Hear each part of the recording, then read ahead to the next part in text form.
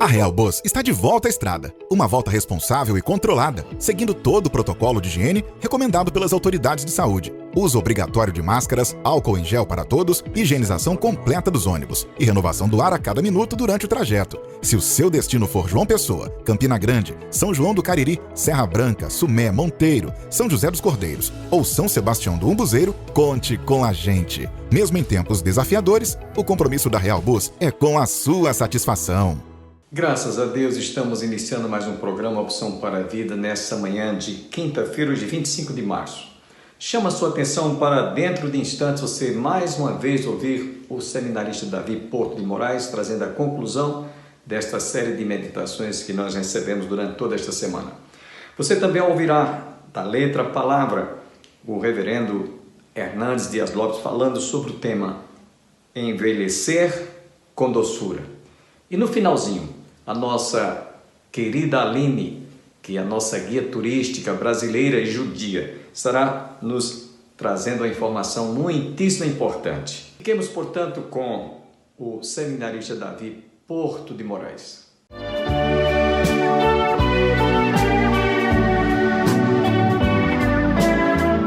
Bom dia, meus amados irmãos, graça e paz do Senhor Jesus Cristo.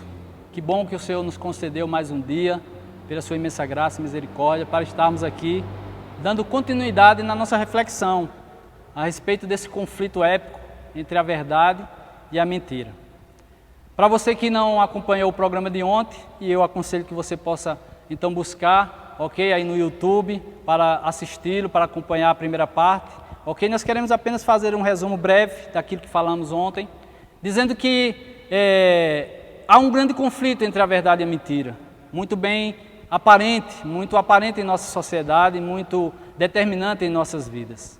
Há aqueles que têm se afastado, estão indiferentes à verdade, determinando coisas ou determinando a verdade como um conhecimento humano, como uma consideração da história humana, enquanto que aqueles que não acreditam que a verdade está estabelecida. E foi isso que vimos ontem, quando pensávamos sobre o assunto de que a verdade ela tem uma origem, e a origem da verdade está em Deus. E se a origem da verdade está em Deus, ela é eterna, ela é imutável. E não pode ser construída ou reformada ou determinada pelo pensamento humano. E nós refletimos sobre isso naquele momento, para que hoje nós pudéssemos então entender qual é o nosso papel, qual é a nossa responsabilidade como Igreja de Cristo nesse grande conflito. Será que temos que ficar indiferente? Será que não há nada a ver conosco nessa história toda e nós temos que ficar no nosso devido lugar? Eu queria que você, em nome de Jesus, abrisse comigo a sua Bíblia, para que possamos então encerrar hoje e concluir o pensamento a respeito dessa reflexão. O texto que vamos base para o início do momento de hoje está lá na carta de Paulo a Timóteo, a sua primeira carta a Timóteo, seu discípulo, no capítulo 3, versículos 14 e 15.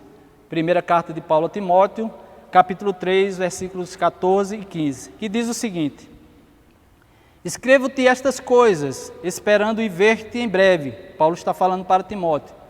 Para que, se eu tardar, você fique ciente de como se deve proceder na casa de Deus, que é a igreja do Deus vivo, coluna e baluarte da verdade.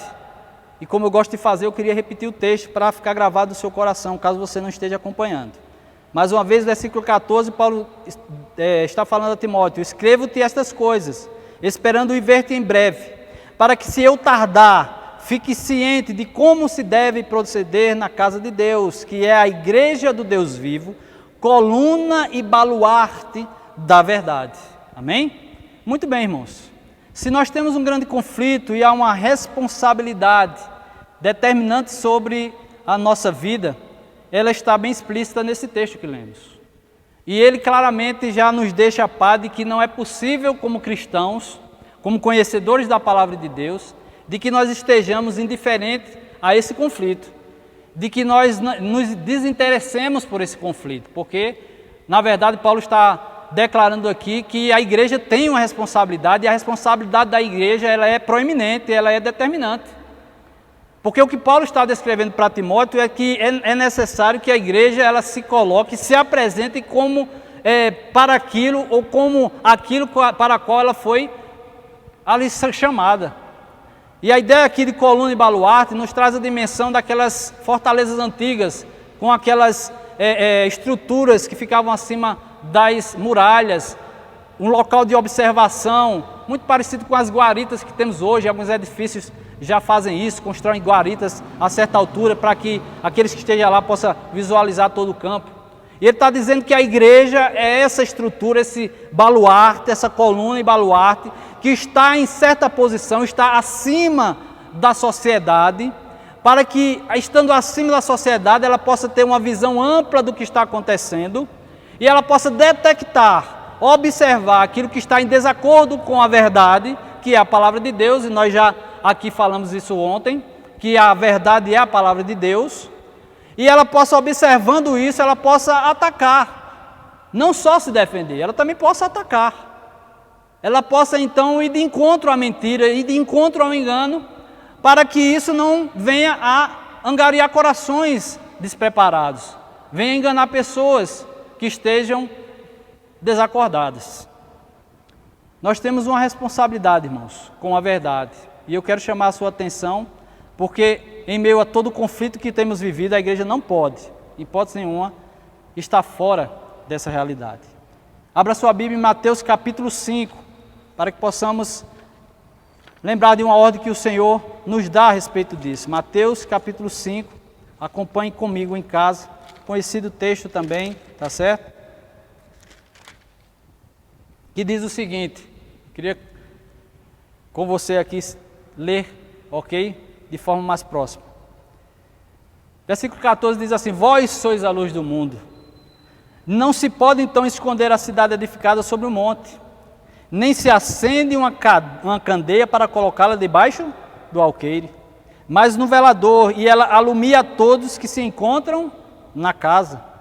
Assim então diz o texto: brilhe também a vossa luz diante dos homens, para que vejam as vossas boas obras e glorifiquem a vosso Pai que está no céu. Versículo 13, ainda anterior a este, diz assim: vós sois o sal da terra. Ora, se o sal vier a ser insípido, como lhe restaurar o sabor? Para nada mais presta, senão para, lançado fora, ser pisado pelos homens.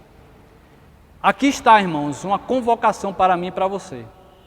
Uma declaração firme do próprio Senhor no Sermão do Monte, a dizer que é impossível, é irresponsável até, de que a igreja do Senhor, de que aqueles que conhecem a verdade, de que aqueles que têm a dimensão do conhecimento da verdade, possam estar indiferentes a esse conflito.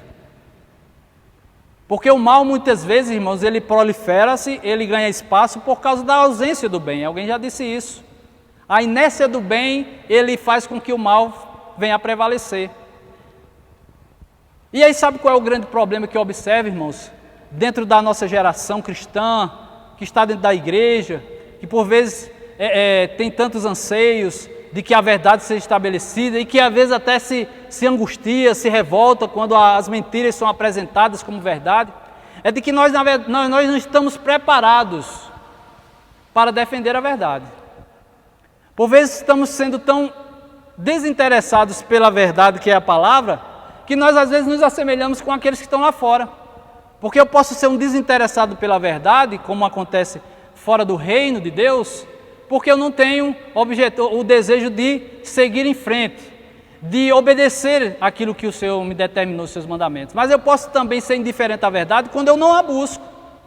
E como posso eu falar de algo que eu não conheço? Como eu posso defender a verdade se eu não a conheço? É necessário que nós estejamos, então, buscando esse conhecimento. E eu queria voltar a um texto, tá certo, que está lá em Deuteronômio, ok? Um mandamento do Senhor precioso a respeito desse ponto. O texto está lá em Deuteronômio, lá no princípio da Bíblia. Volte lá. Quando Deus deu os mandamentos a Moisés e deu uma determinação que nos faz compreender que é uma responsabilidade que se começa em casa. Por isso, antes mesmo de você aflorar o pensamento e se tornar, como disse por aí, um apologeta, um defensor da verdade, aí no mundo afora é necessário que nós estabeleçamos essa verdade e a apresentemos dentro de casa. E o que é que diz o capítulo 11, versículo 18 a 21 de Deuteronômio? Olha só, palavras de Moisés. Ele diz assim: ponde, pois, estas minhas palavras no vosso coração e na vossa alma. Moisés está transmitindo as palavras do Senhor. Atai-as por sinal na vossa mão, para que estejam por frontal entre os olhos. Versículo 19, olha o que ele diz: ensinai-as a vossos filhos, falando delas assentados em vossa casa, e andando pelo caminho, e deitando-vos e levantando-vos. Escrevei-as nos umbrais de vossas portas, ou de vossas casas, e nas vossas portas, para que se multipliquem os vossos dias, e os dias de vossos filhos na terra que o Senhor, sob juramento, prometeu a dar a vossos pais, e sejam tão numerosos como os dias do céu acima da terra. Deixe-me fazer uma pergunta aqui mais íntima a você. Como tem sido o seu dia a dia com a palavra de Deus? Como pai de família, você homem, como mãe de família, você mulher, responsável, você avó, que por vezes faz essa parte, como tem sido a sua relação com a palavra de Deus e com a verdade? Isso tem acontecido na sua casa? Você tem caminhado e você tem, ao sentar à mesa, ou quando vai dormir, ao levantar-se, ao deitar-se, você tem criado a intimidade com a palavra e tem feito com que seus filhos e aqueles que estão sob sua responsabilidade também assim o façam? A ordem foi dada por Deus. E é impossível, queridos, que nós venhamos a lutar dentro desse conflito, a defender a verdade, sem que nós estejamos preparados para isso. Você concorda? Não é possível falar sobre algo que eu não conheço. E isso tem que começar dentro de casa, porque se nós trabalharmos dentro de casa e estabelecermos a verdade conforme as Escrituras Sagradas, ok, nós vamos então construir no nosso lar primeiro uma fortaleza da verdade, para que as mentiras não cheguem e tenham acesso ao coração dos nossos filhos, aos corações das nossas mulheres, esposas, dos nossos parentes. E aí, seguros dentro dessa fortaleza da verdade, que é a doutrina da palavra, que é o conhecimento de Deus, nós então poderemos ser esse baluarte. E necessariamente nós não precisaremos nem declarar lá fora para os nossos vizinhos, para os nossos parentes mais distantes, sobre a verdade, porque eles verão em nossas vidas. É igual a candeia, igual o sal. Eles já verão essa verdade em nossas vidas e poderão, a partir dessa verdade, também definir o seu caminho.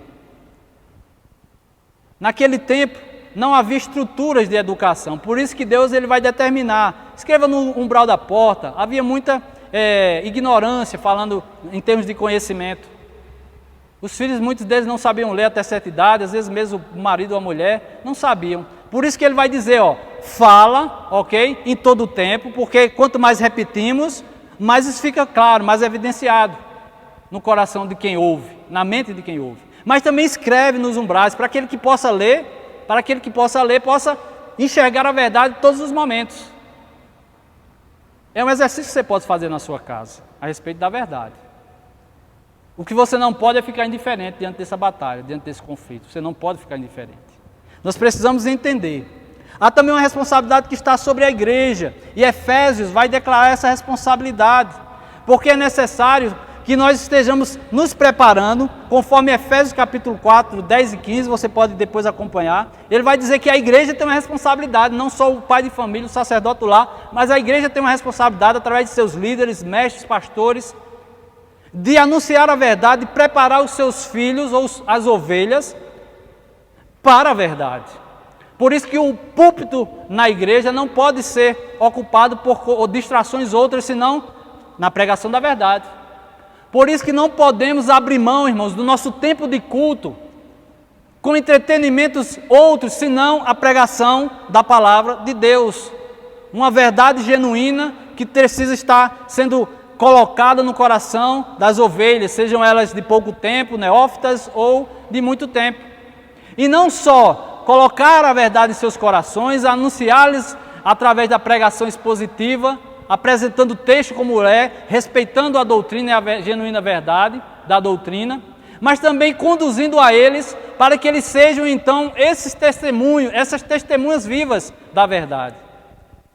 Há uma responsabilidade em casa, portanto, há uma responsabilidade da liderança da igreja, porque quando a liderança entende essa responsabilidade, através de seus pastores, mestres, profetas, evangelistas, de orientar e ensinar a igreja, as ovelhas estarão sendo preparadas para que elas multipliquem a verdade, para que elas fortaleçam essa corrente, elas fortaleçam essa estrutura de fortaleza para declarar a verdade ao mundo.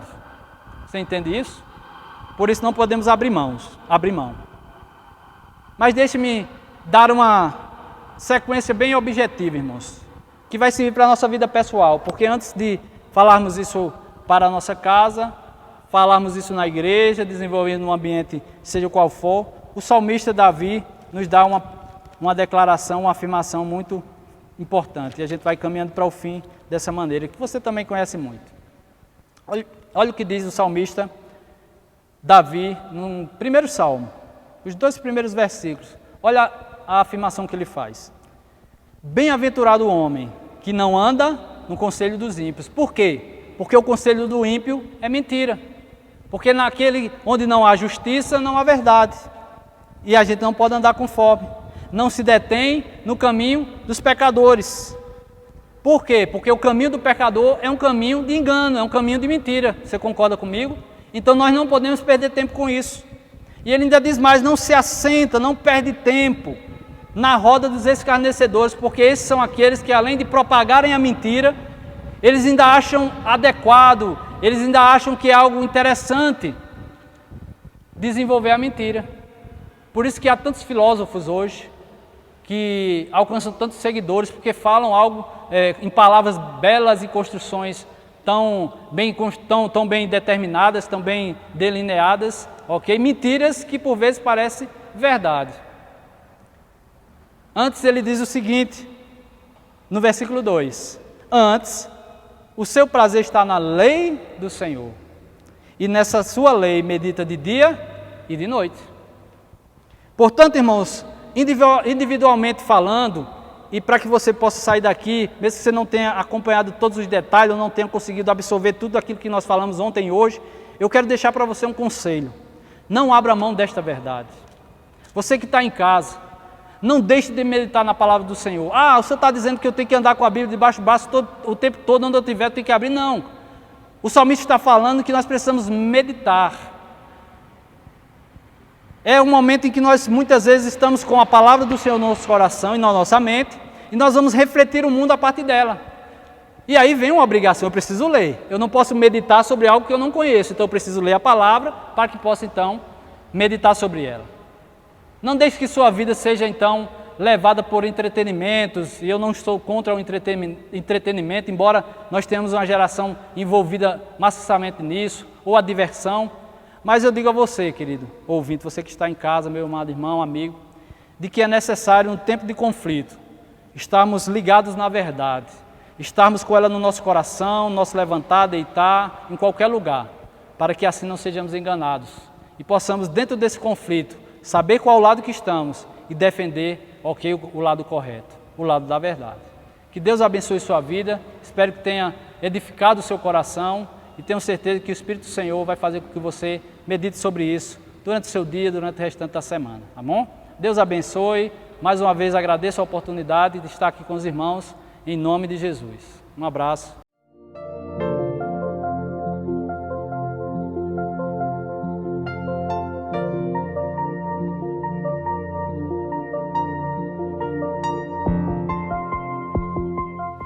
O Dr. Billy Graham, o maior evangelista do século XX, disse que a velhice não é para os fracos. O grande desafio da vida é envelhecer com doçura, porque ou morremos jovens ou então enfrentaremos a velhice. Algumas pessoas tentam consolar as pessoas que chegam à velhice dizendo que esta é a melhor fase, é a idade de ouro, mas este é um falso consolo. A Bíblia diz que os nossos anos chegam a 70 anos, em havendo vigor a 80, o que passar disso é canseira e enfado. Por outro lado, é possível olhar para a velhice com outros olhos e perceber que Deus tem um propósito com a velhice. As cãs são a nossa glória.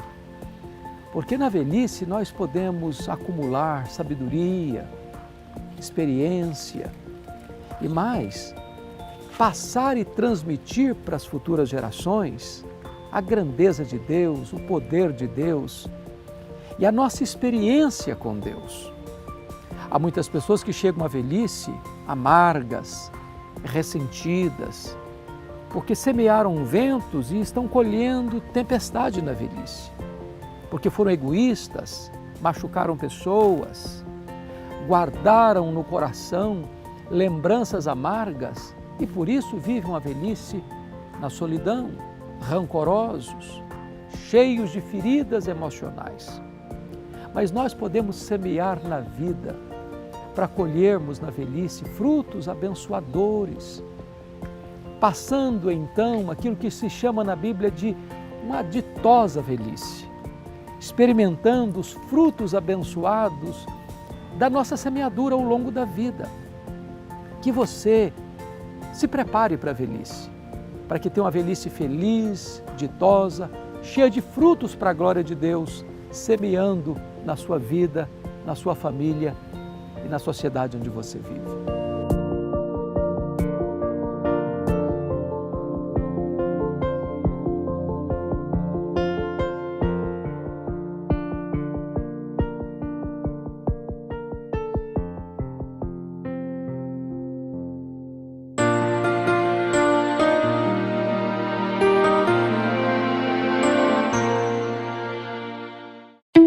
A Real Bus está de volta à estrada. Uma volta responsável e controlada, seguindo todo o protocolo de higiene recomendado pelas autoridades de saúde. Uso obrigatório de máscaras, álcool em gel para todos, higienização completa dos ônibus e renovação do ar a cada minuto durante o trajeto. Se o seu destino for João Pessoa, Campina Grande, São João do Cariri, Serra Branca, Sumé, Monteiro, São José dos Cordeiros ou São Sebastião do Umbuzeiro, conte com a gente. Mesmo em tempos desafiadores, o compromisso da Real Bus é com a sua satisfação. Shalom e bem-vindos de volta ao Israel com a Aline. Como vocês podem ver, tem cabanas aqui em volta de mim. Quer dizer que a gente está na semana de tabernáculos, na semana de Sukkot. Eu estou em Jerusalém e quero mostrar para vocês como está sendo e o que a gente realmente faz para celebrar essa festa aqui. Então, para começar o nosso dia, vamos agora para a casa dos meus sogros. Vamos lá! Olhem que legal a sucá deles. Num ano normal, quem vem aqui e decora são as crianças da família, mas já que eles moram longe, quem veio decorar esse ano fui eu mesma. O que vocês acharam? A pergunta que mais surgiu nesses últimos dias é o que a gente realmente faz dentro do tabernáculo, dentro da sucá. O pessoal só tem uma obrigação realmente, que é fazer as refeições. E é isso que a gente está fazendo agora, aqui os meus sogros. Aqui também está a minha sopa, que eu vou comer daqui um pouquinho. Mas além disso, a gente pode fazer as orações das 4 espécies. Também tem gente que dorme. O ideal, a ideia é trazer o máximo que a gente pode da vida de dentro de casa para a rua. Mas na sucá, no tabernáculo, não tem tudo, pessoal. Aqui não tem banheiro, não tem cozinha. Então, ainda assim, a gente passa parte do nosso tempo dentro de casa. E agora, pessoal, eu vou fazer um intervalinho agora na nossa gravação, porque eu vou sentar para comer e depois a gente segue. E agora o meu sogro, que é rabino, vai fazer pra gente a cerimônia das 4 espécies, que se chama em hebraico Netilat Lulav. כן, יש לנו כאן 4 מינים. יש לנו כאן את ההדסים, יש לנו כאן את הערבות, הלולב והאתרוג. ואז קודם מברכים, אשר קידשנו במצוותיו וציוונו על נטילת לולב, ואז אנחנו הופכים את האתרוג כאשר הפיתם למעלה והעוקץ למטה, ואנחנו מאגדים אותם, אנחנו מזיזים אותם ל4 רוחות השמיים, וגם למעלה ולמטה. אנחנו לוקחים ומביאים 3 פעמים לכל כיוון. E o que essas 4 espécies representam? Tem diferentes explicações, mas uma delas é que elas representam a união do povo de Israel, que a gente coloca elas todas juntas para orar. Mas, por exemplo, a cidra tem gosto e cheiro, enquanto a tamareira só tem gosto e não tem cheiro.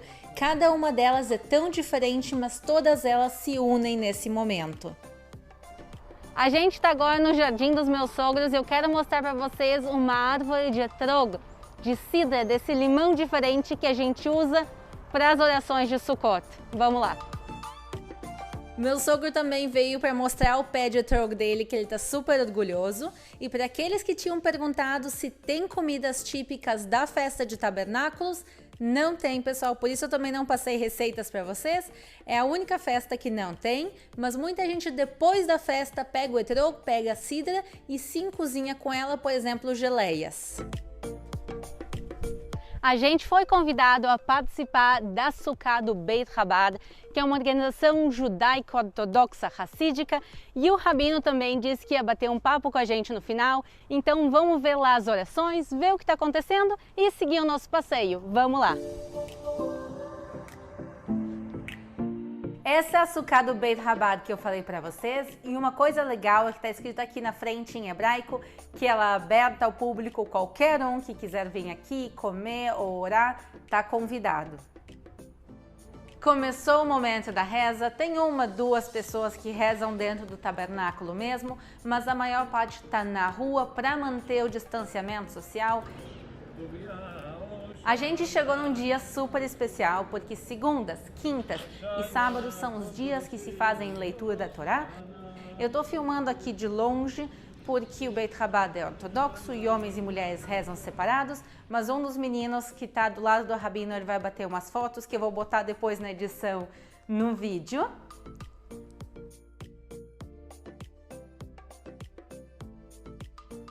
A gente pode também ver o pessoal orando com as 4 espécies, como o meu sogro já tinha demonstrado para vocês, se juntam as 4 espécies e se balançam elas para frente, para trás, para um lado, para o outro, para cima e para baixo, quer dizer, os 4 cantos do mundo, os céus e a terra, para todos os lados a oração de Deus. E eu agora vou esperar a oração terminar, para no final depois também poder conversar com o rabino. שלום וברכה, יהודים יקרים, נמצאים בחג הסוכות. והמצב הוא באמת לא פשוט, כמו שכולנו יודעים שהקורונה נמצא בכל מקום בעולם, וגם במצב הזה אנחנו צריכים להתמודד ולהתגבר על זה. כל יהודי ובכלל כל אדם, גם אדם לא יהודי, יש לו תפקיד בעולם, והעולם מטרתו זה לעזור לאדם לקיים את השליחות שלו, גם במצב הזה. אז אחד מהדברים הפשוטים זה שכשנמצאים במצב הזה צריכים לשמור על כל הכללים והכל, ועם כל זה להמשיך לקיים את כל הדברים הטובים שאנחנו עושים. כדי לקיים את זה באמת בלי חס ושלום להיבהל מהמצב, ובלי חס ושלום להוריד בדברים הטובים שאנחנו עושים, אז צריכים להמשיך הלאה, לא להתפעל. אחד מהסיבות שאנחנו נמצאים היום זה בחג הסוכות, אז בחג הסוכות יש הרבה מאוד מצוות, הרבה מאוד שמחה, והנה דווקא השנה זה נראה יותר קשה, זה נראה שכאילו אי אפשר לקיים את כל הדברים שאנחנו רגילים לעשות, ופה בדיוק הניסיון שלנו, פה אנחנו צריכים להיות יותר חזקים ולא להתפעל, מצד אחד לשמור על כל הכללים, כי כללים שמצילים חיים, כללים חשובים שאסור חס ושלום לפגוע באף אחד אחר, וצריך לשמור על המסכה ועל כל הדברים האחרים, ומצד שני לדעת שגם במצב הזה יש לנו שליחות להמשיך הלאה, לא להתפעל, לא לפחד, להמשיך לעשות עוד יותר מצוות ועוד יותר דברים טובים, ובזה בוודאי נתגבר גם על הניסיון הזה, ובוודאי שזה יהיה רק לטובה לברכה. תודה רבה. O que acharam do vídeo do dia de hoje? Comentem aqui embaixo o que mais vocês querem ver aqui no canal. Muito obrigado por terem assistido esse vídeo. Se vocês gostaram, talvez se inscrevam aqui no canal. Eu agradeço de todo o coração. Se vocês querem ver sobre mais festividades judaicas, eu vou botar aqui outro vídeo, o primeiro vídeo de tabernáculos. Aqui vai ter o vídeo de Yom Kippur e aqui embaixo vai ter o vídeo de Rosh Hashanah, o Ano Novo Judaico. Espero que vocês tenham gostado. Um beijo no coração para todo mundo e até a próxima. Desejo a todos um dia abençoado. Que Deus derrame luz nos caminhos de cada um de nós e diante das decisões mais importantes que nós viemos a tomar durante todo este dia. Fiquem com Deus.